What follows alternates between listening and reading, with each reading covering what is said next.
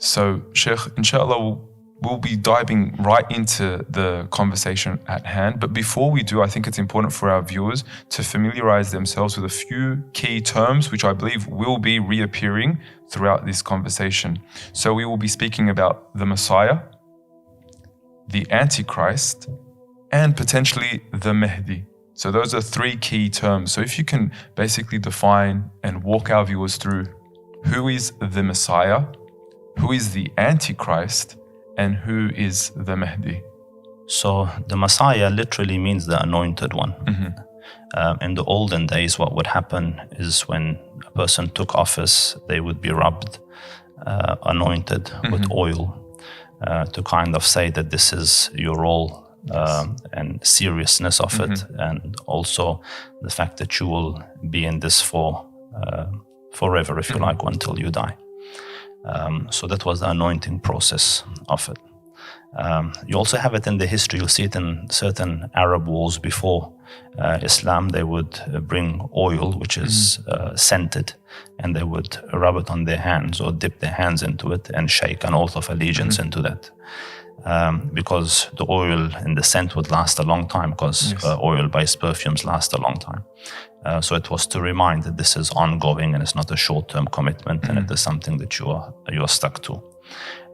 So in the case of the Messiah, he is the one anointed into the office of prophethood, or into the office to serve God and lead his people. So this is the Messiah. When we say Masih ad-Dajjal, the two words denote that the Dajjal part is the fake, and Masih meaning the fake Messiah, the fake anointed person, or the false one, if you like. So we believe, as some of the other faiths believe, that towards the end of time, the fake Messiah will come. They refer to him as the Antichrist. The Dajjal. The Dajjal. That's why Masih ad-Dajjal, as in the fake anointed person. And as with regards to Mahdi, Mahdi is the rightly guided person who we are promised at the end of time. There are many hadith with regards to him, of which 4 of them are sahih, like 4 of them are authentic. And the Prophet ﷺ essentially said that even if one day is left before Judgment Day, Allah will extend that day until someone from my progeny comes into authority, and his name will be on my name, as in his name will be Muhammad, and his father's name will be on my father's name, as in it will be Muhammad ibn Abdullah, and he will fill the earth with justice as it was filled with injustice. So that is the Mahdi, the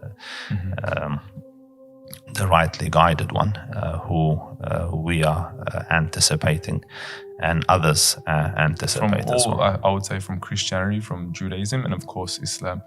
Ustadh, you mentioned that the Messiah is the anointed one, and there is a false Messiah. According to the authentic Messiah, that would refer to Isa, if I'm correct? That's right, because the Quran clearly establishes that. So verily the Messiah, Jesus, the son of Mary. So Isa alayhi salam is the awaited Messiah that came, and he will come back again, as it established in the authentic hadith at the end of time. And I think this is probably a nice place to just introduce some of the other stakeholders in this.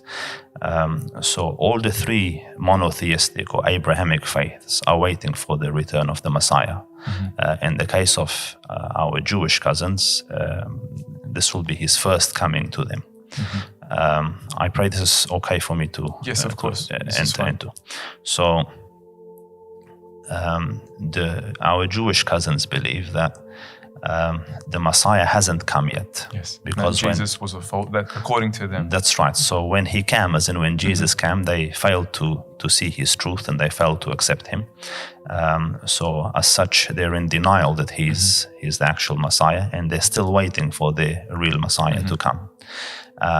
And because it's been so long, one of the reasons they give is because we are not ready to receive him. So then how do you get ready to receive him? So when the people of Israel return back to their faith and they're strong enough to host him, and when the temple is rebuilt, and which goes into the whole red cow story.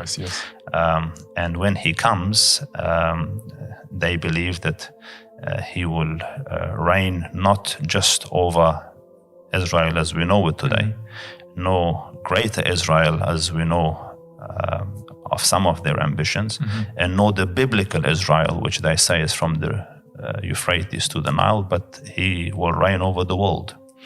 So this is their aspirational goal, and this is the belief with regards to the Messiah that they have. At the same time, the evangelical Christians have a prophecy of their own with regards to the Messiah. We see their posters and their placards all over the place. Jesus will return. That's right. And it's a motivational driving point for them and their faith and those people who follow them, obviously, because it's a big deal that the Messiah comes back on earth.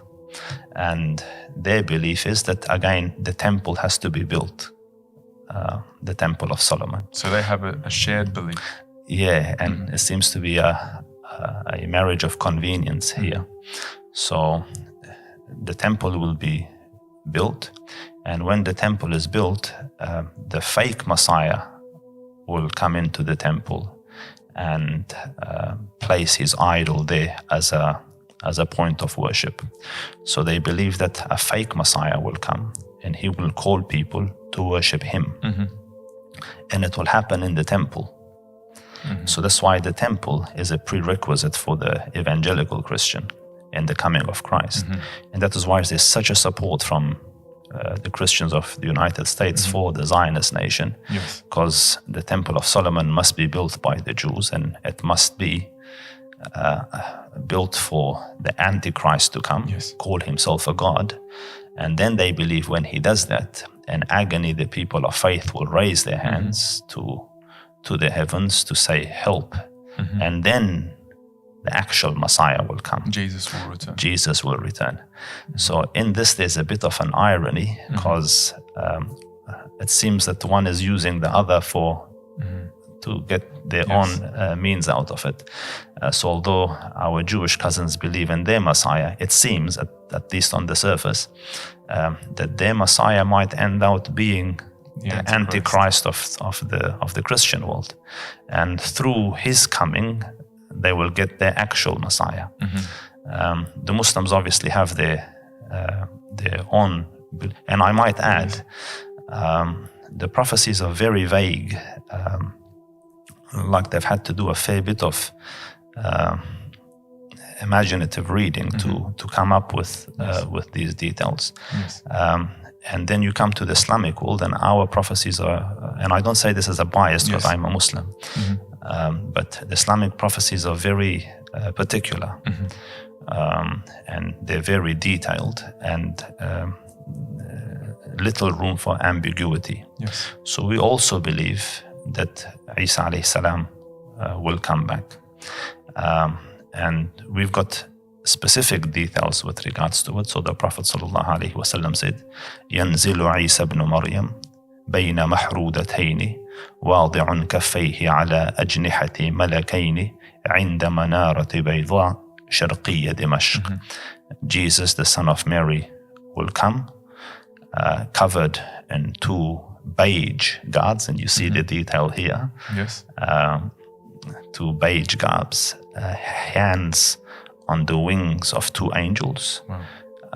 عند منارة بيضاء, near the white manarat, شرقية دمشق, on the eastern side of Damascus. A white minaret on the eastern side of That's Damascus. right. And subhanAllah, at his time when he uttered this, alayhi afdalu salatu wa atammu taslim, there was no minaret there. And nor did Islam extend to there. Like Islam was not up to Syria. But as per prophecy, the mosque was built there, minaret is there now, the white minaret, and we believe he will come there. So these two prophecies of these two faiths are the driving mechanism of what is happening around there, and the endless support that we see.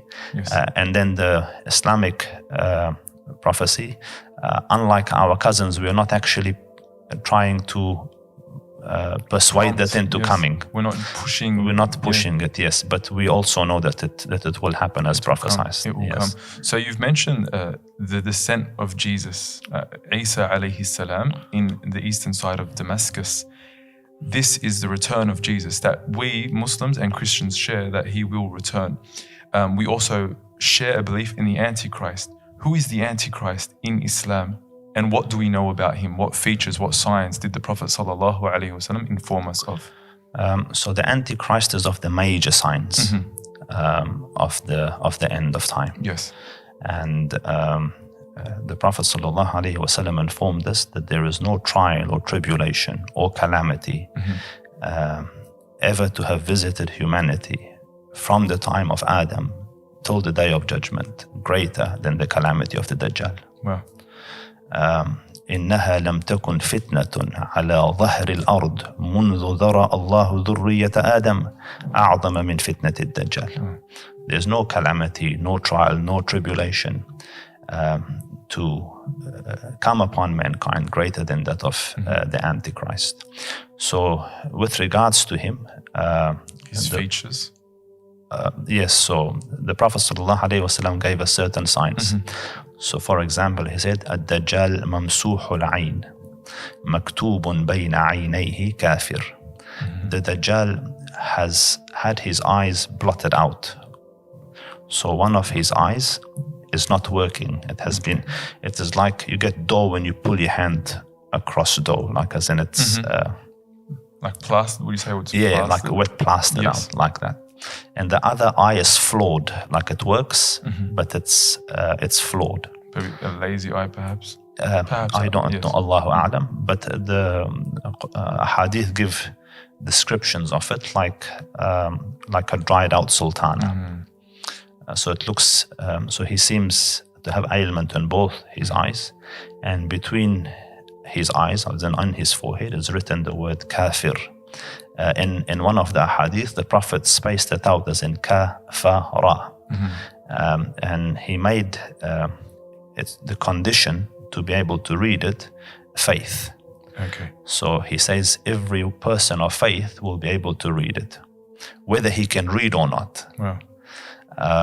So normally in physics, you see something because light bounces on that object and then into your eyes. So in this instance, the light that will help you see the kafir is the light of faith. Light of Iman. Light of Iman.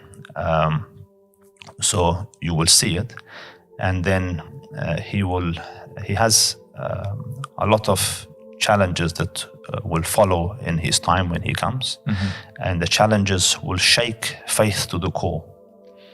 And frankly, we will not be able to overpower him. Yes.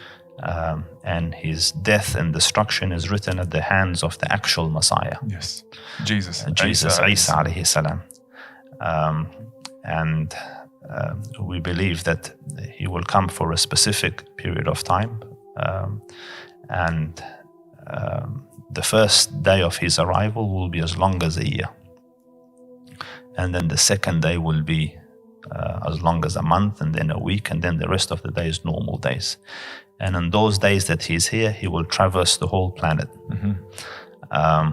And he will come towards Medina as well. But we are taught that the Prophet ﷺ, or we are taught through the words of the Prophet ﷺ, that angels will stand guard around Medina and they will push him away. Yes. So then he will make his way towards where the Muslims will be at the time. And this is one of the hints of where all these conflicts will end up. They will be in Baytul Maqdis, Jerusalem. And that is where he will meet Isa, or Isa alayhi salam will meet him, and then it will spell the end of him at that time.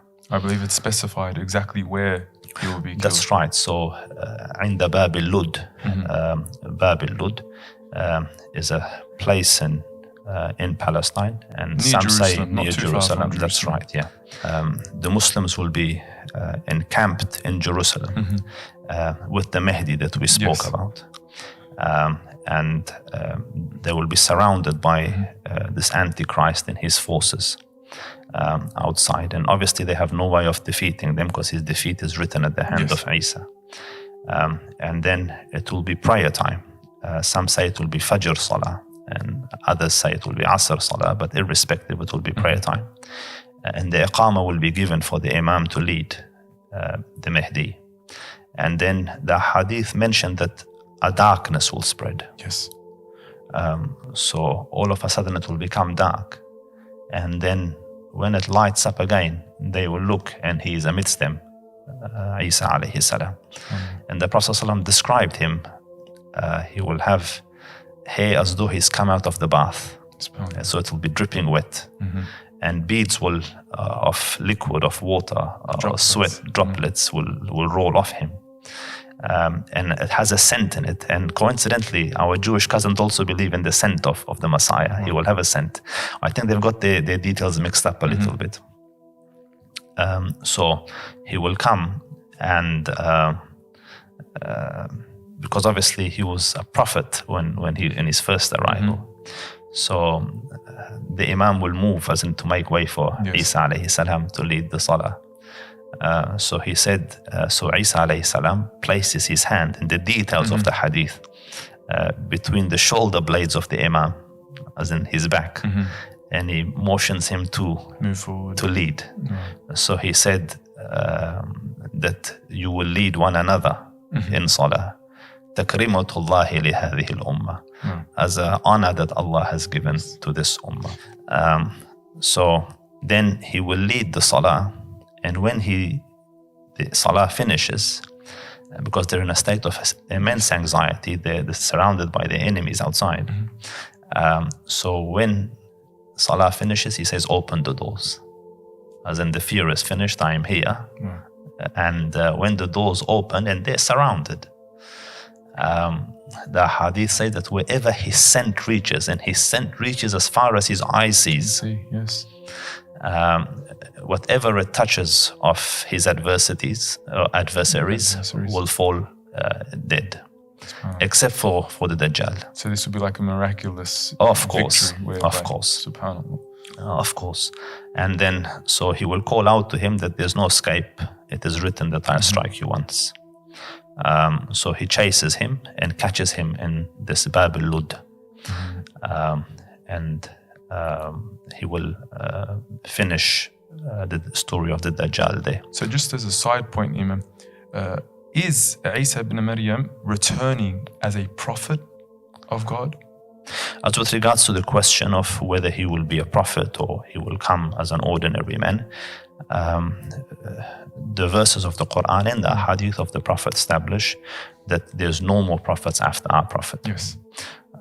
So no more Sharia after his Sharia.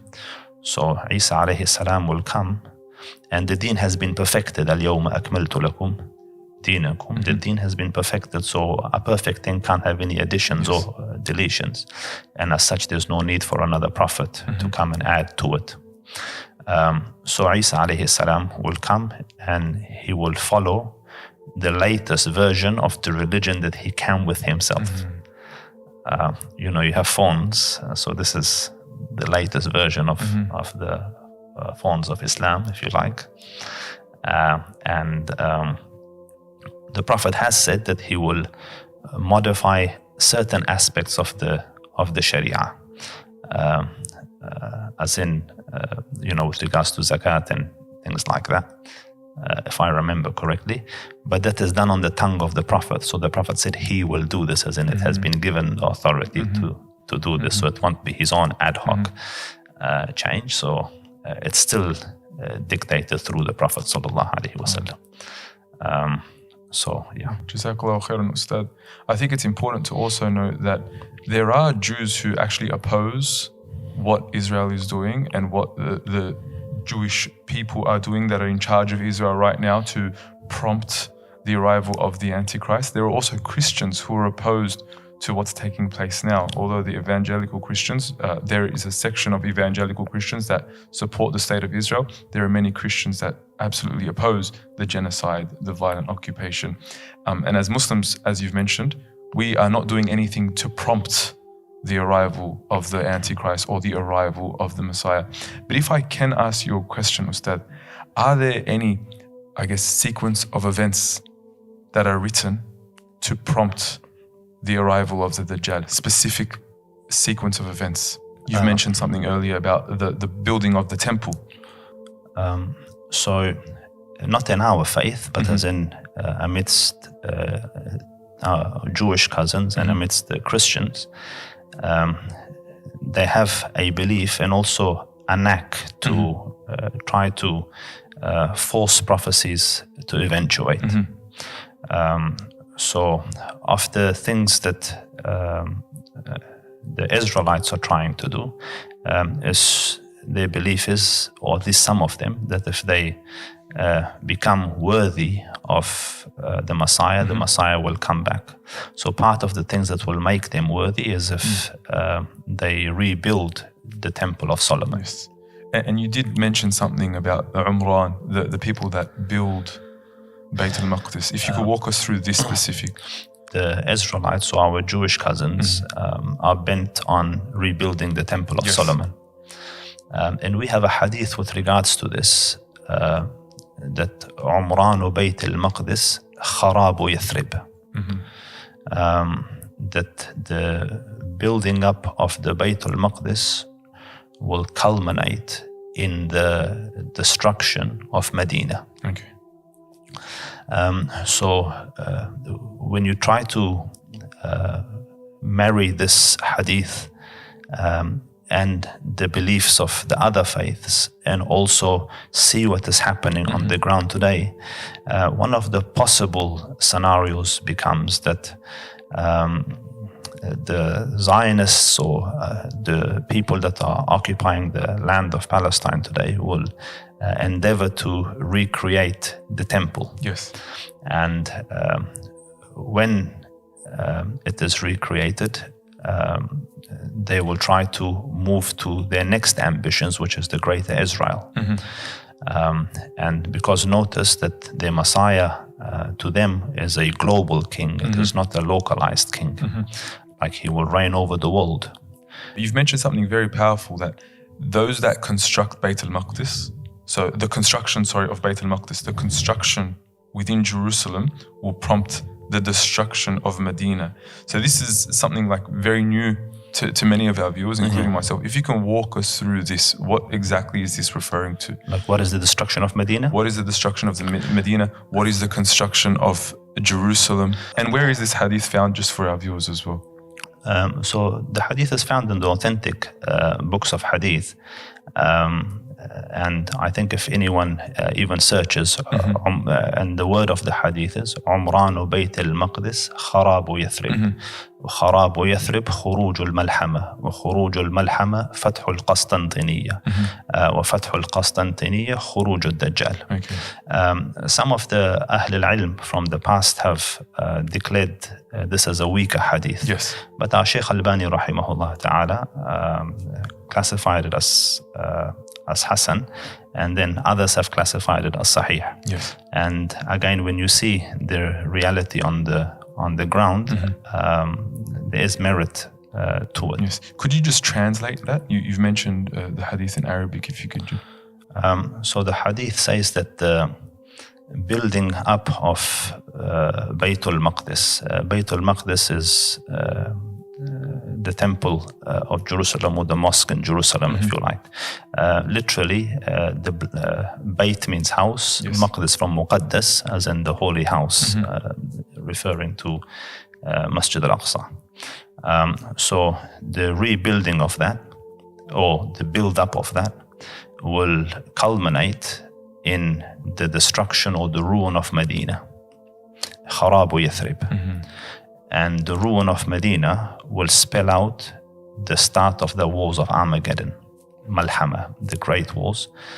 And the wars of Armageddon will result in or culminate in the opening or the victory of Constantinople. One is Constantinople, yes. There is a view that Constantine had two cities. One was Constantinople that he built, and the other one before this was modern Rome. So irrespective of how you look at it, the city of Constantine will fall open. And then that will bring in the age of the Dajjal. But it is linked, I believe, on a practical level to the story of Greater Israel. Because the building of the temple will mean that they have got rid of all resistance around Jerusalem. And they have succeeded in building the temple and building up the areas around it, perhaps. Yes. And destroying Masjid al-Aqsa. Yes. And then with this will come a new phase where they will try, I believe, this is my calculations, that they will try to create this notion of Greater Israel, which to them extends far beyond its current borders. And as part of that, Muslim cities near and around those areas will be attacked and destroyed. And we have a hadith of the Prophet ﷺ where he said, آخر قرية الإسلام خرابا المدينة. But the last city that they will be able to destroy will be the city of Medina. So we know that it will be harmed and it will be destroyed. And then the other hadith gives an example of what will happen, how the destruction will look like. So the Prophet ﷺ said, لَيَتْرُكُنَّ الْمَدِينَةَ عَلَى أَحْسَنِ مَا كَانَتْ. You will leave Medina, vacate Medina, when it is the best it has ever been. So I read it as the buildings will be intact, the hotels will be there, the orchards will be there. And Medina right now is very beautiful to go there. That's right. Yes. So, but it keeps on developing, like as in the works around Medina keep on going. And the hadith says, when it's ala ahsani ma kan, like the best it has been. So you ask yourself the logical question, that why have they left Medina? Because number one, the love of the Muslims for the city of Medina is self-evident. Yes. We travel thousands of miles to be there, even for a few days. So no Muslim would forsake it naturally. And then secondly, there's no problem, because the verse says because the verse says whilst it's on its best situation. So it's not physically destroyed. It's not physically destroyed. Infrastructure is still there. Orchards are there. And another hadith says, لَيَدَعَنَّهَا مُذَلَّلَةً 40 عَامًا. You will leave it and its fruits are hanging low, as in the orchards are all fine, for 40 years. So why are they leaving? There's another hadith which gives a hint of what might happen, a possible scenario. And the Prophet ﷺ, he says, you will leave Medina when it is the best it has ever been. And you will leave it for the beasts and the birds. And then the hadith continues that the last two to enter the city will be two shepherds from Muzayna. And he specifies the tribe. And they will come with their flock into the city. And when they come into it, they will see it vacant. They will see it deserted. And there's another reading of this hadith, as in it could possibly mean that when they come into it, the animals will become wild. Like the tamed sheep will become wuhush.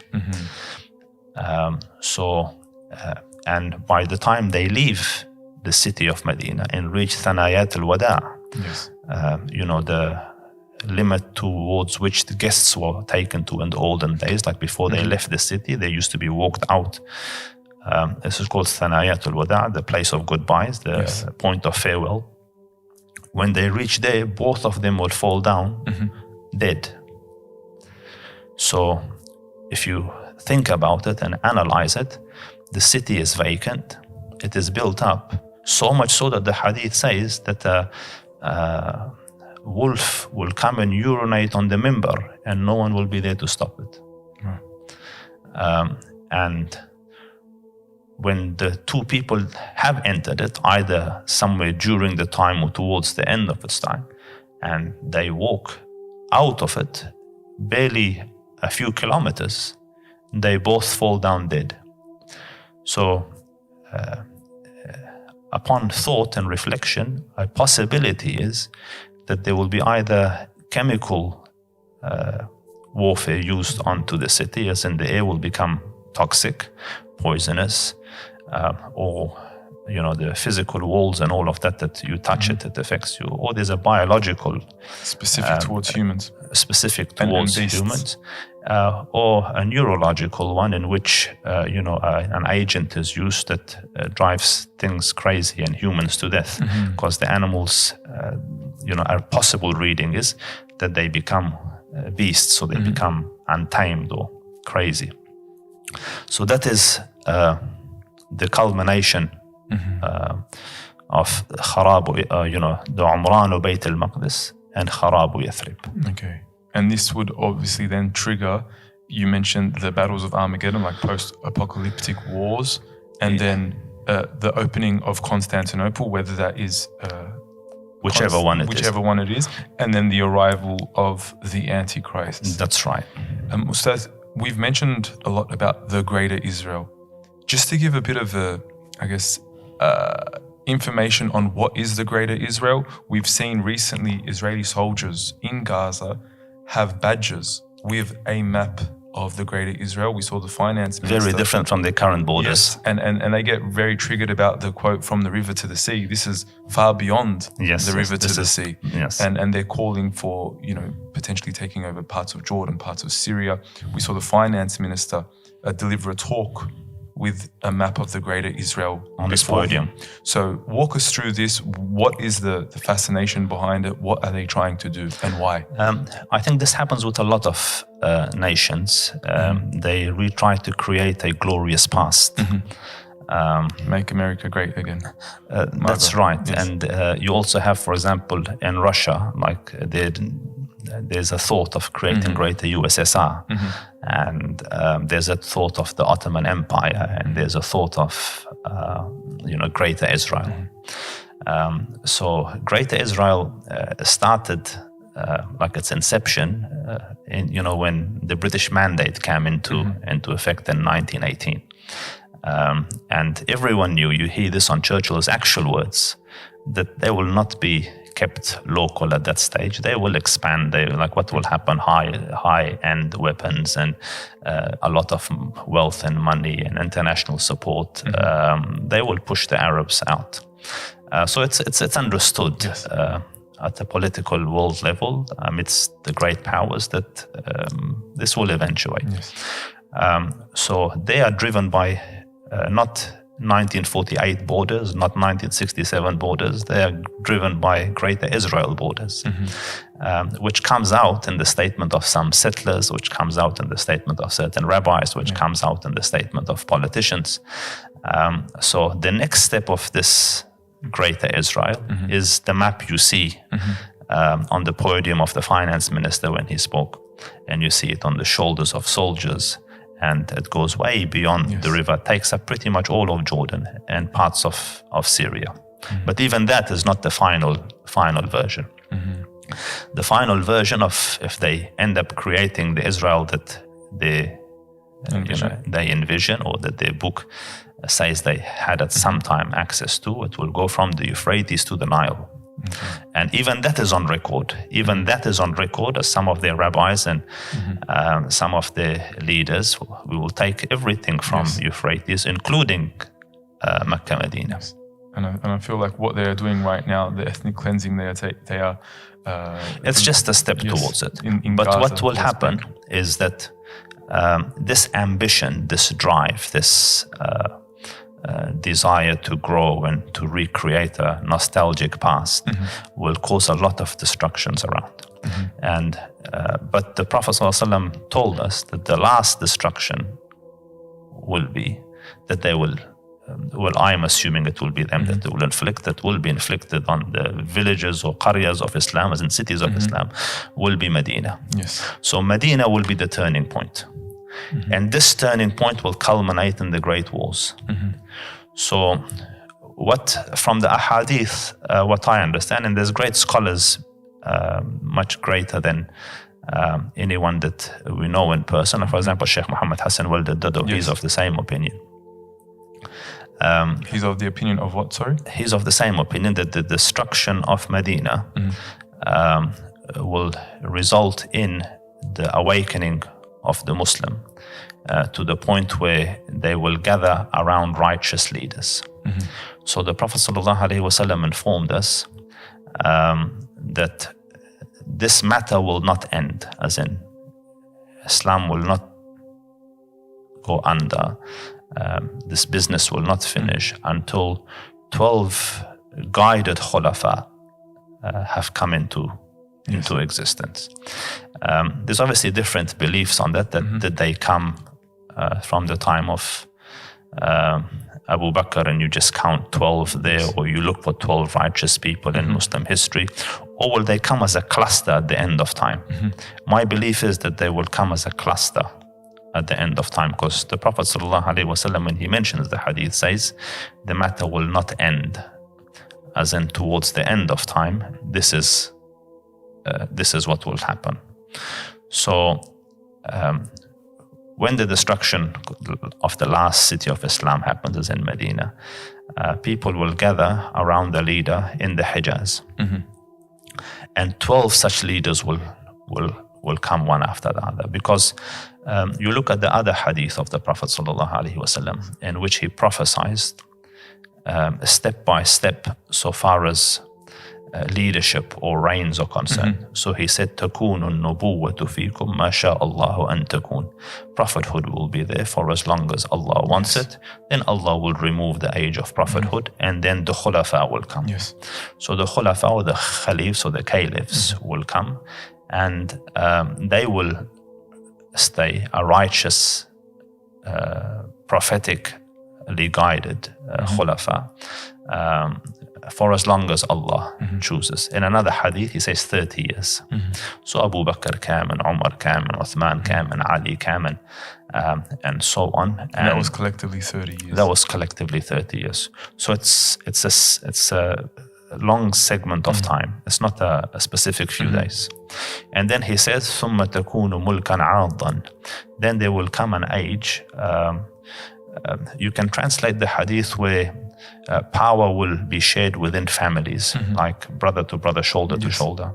So the Banu Umayyads and the Banu Abbasides and these came. And there's also an element of injustice in the rule, like there is a calamity there.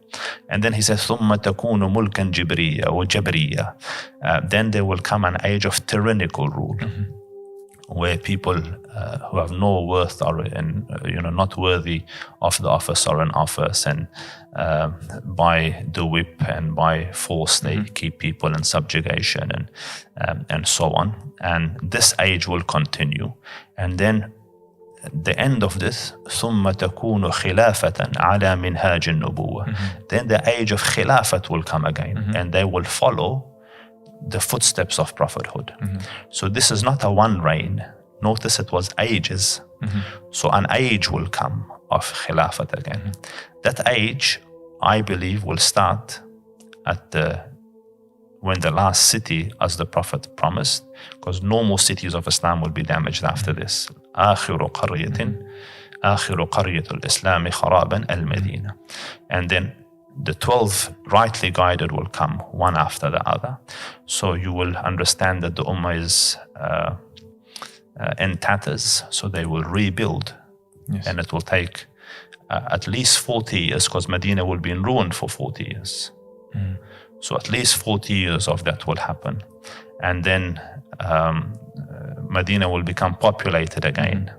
And then the Dajjal comes eventually. And when the Dajjal comes, Medina is full again. Yes. So it means more than 40 years will pass. And he will not be able to enter Medina. Medina That's will be right. a safe haven. So what it shows is a long time will pass. And this is where the 12 can fit. As in the 12 rulers. The culmination of which will be the Mahdi. The last of the 12 leaders that will come will be the Mahdi. Jazakallahu khairan, Sheikh. Thank you very much for that. And just to clarify, reiterate to our viewers, this 12 is the opinion of the Ustadh, and it's an allowable, like this is a permissible opinion to hold. That's right. So with these. With the reading of it's an interpretation. Signs, that's right. But it is interpretation that other scholars have gone into before me. It is not my own personal. That's right. Yes. And all the things that I have mentioned here are not my own personal ones. They are aqwal of the Ahl al-Ilm, who are much more learned than us, and who are stars in the skies of Islam, and valid opinions to have, although it might differ from other people's takes, but that's... Jazakallahu khairan. I think thank you very much for that disclaimer. And lastly, for our viewers at home, this is a lot of information to take in. It's a lot of information to digest. A lot of this is outside of our control. Kingdoms that come, empires that are built, empires that are destroyed over times. This is out of our control. Within our control as Muslims, what should we be doing to protect ourselves during the time of Isa, during the time of the Antichrist, one of the greatest fitan, one of the greatest trials to befall this ummah? What should we be doing now to prepare? So the Prophet ﷺ, when talking about the fitna of the Masih ad-Dajjal, which is what we have talked about, he directed us towards Surah Al-Kahf. Yes.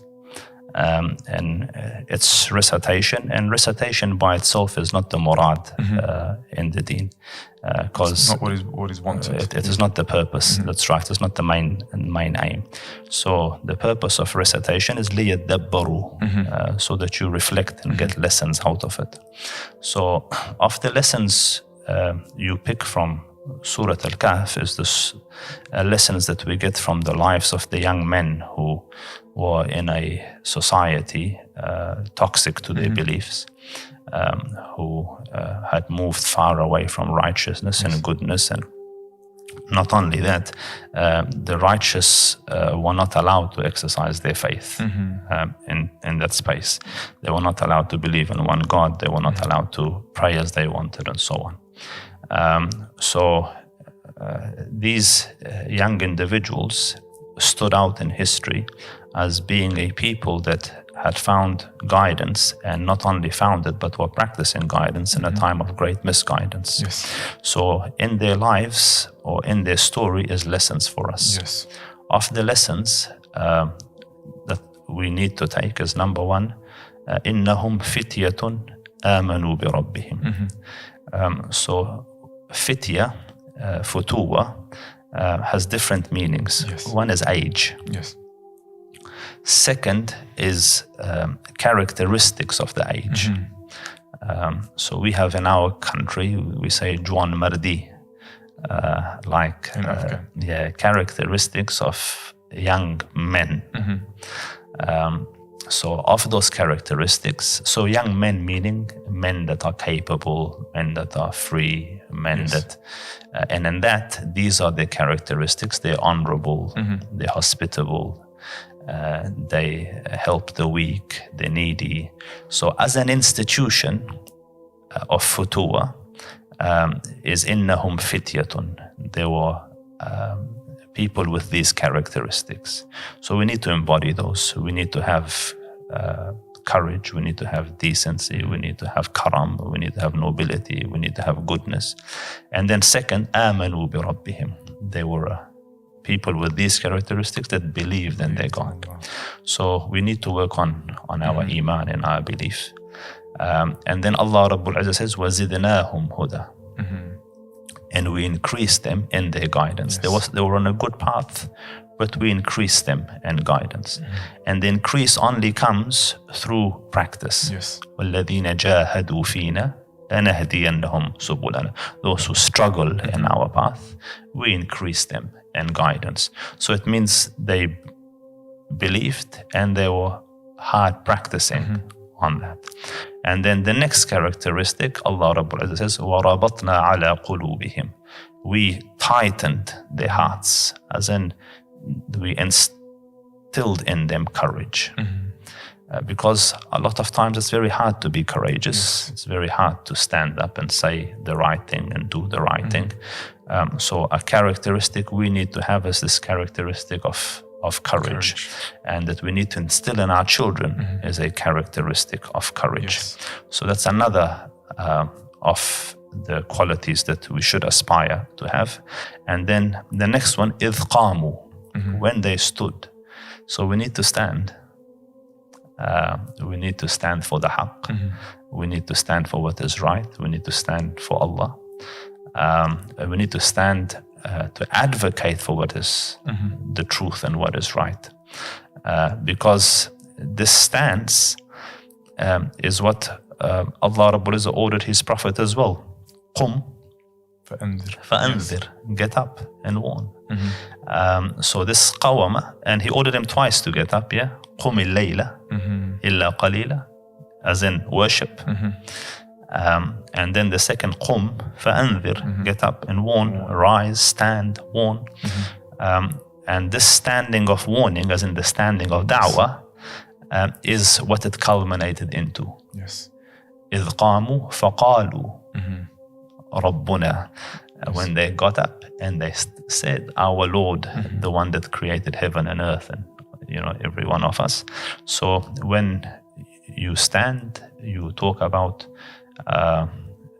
the qudra of Allah Rabbul Izzah and the greatness of Allah and the tawheed of the Dhul Arsh al-Majid, and promote that in His teachings and His guidance, and that that is what the our preparation for that hour needs to be. Reading Surah Al-Kahf every Friday to the best of your ability. To our viewers that can't read the full surah, read the first 10, read the last 10. With contemplation and trying to embody the lessons. And trying your best. And subhanAllah, I feel like if one lesson speaks out to me, it's finding that safe haven within the cave during times of trial. Yes. And you can imagine if the Dajjal comes and we witness his arrival, you don't want to be anywhere near him. You don't even want to test your iman.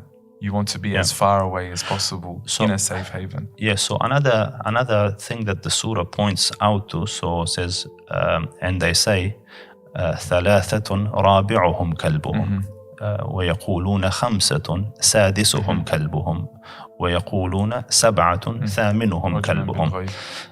So irrespective of which number it is, there are people who have found a few brothers, people, whether that's 3 or 5 or 7, a small community that holds their belief and strengthens one another through encouragement and getting to know one another and the rest of it. So another point is that as difficulties increase, we need to connect to the righteous. Good families, good people that we can rely on in times of need. So as difficulties increase, and already you see difficulties in life, one of the ways to alleviate difficulties is by the support of good people to have around yourself. So we shouldn't overlook that as well. Yes. So relying on Allah subhanahu wa ta'ala, relying on our communities, having that fortification, that fortress, that base, and inshallah that will be a great means of protection. Ustadh Wahaj, it's been a pleasure joining us on this podcast. That was a lot to unpack, many of us haven't heard before, but it's important that we familiarize ourselves with what's taking place and understand that our strength, our courage, our resilience in these times will only come from Allah subhanahu wa ta'ala. Pleasure to have been here, and Allah Rabbul Izzah grant you all success, Ya Rab. Allah yubarik fik. And until next time, Assalamu alaikum wa rahmatullahi wa barakatuh. Assalamu alaikum.